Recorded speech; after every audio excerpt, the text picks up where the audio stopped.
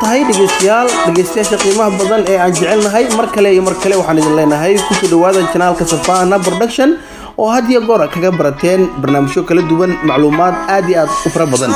Hadaba waxaan isoo gudbin doonaa barnaamijka ciyaaraha ee suuqa kala iibsiga qaaradda Yurub. Intaan barnaamijka u guda galin waxaan leenahay asxaabta qiimaha iyo qadarinta iyo qaayaha mudan ee ku xiran Savannah Production inay subscribe, like, share iyo sidoo kale kamleelka inay furtaan si ay u helaan barnaamijyada ugu dambeeyay qofkii ugu horeeyay ee daawada. Hadaba maxaa ugu doorka roon ama maxaa ugu door badan ama had iyo goor bulsho weynta maxay dhigaha ku hayaan iyo qaaradda Yurub iyo geega ciyaaraha.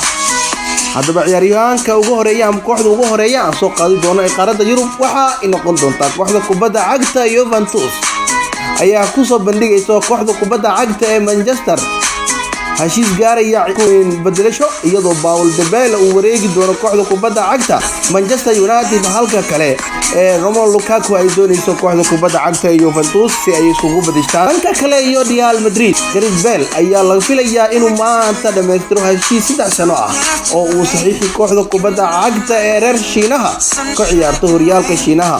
Waxa uu mushahar ahaan qaadan doonaa sanadkii 22 milyan oo euro.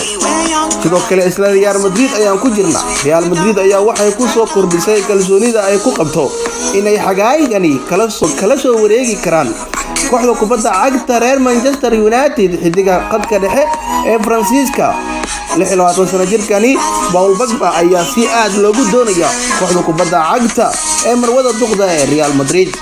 Dhanka iyo Jarmalka iyo Bayern Munich ayaa wada hadallo la furi doonto kooxda kubadda cagta ee Manchester City iyadoo doonaysa in ay la wareegi doonto 23 jirka garabka kaga ciyaaro reer Jarmal Anthony oo lagu qiimeeyo 90 milyan ayaa waxa kooxda kubadda cagta ee Bayern Munich ku doonaysa si waliba ay u ahaato inay u hesho ciyaaryahankani.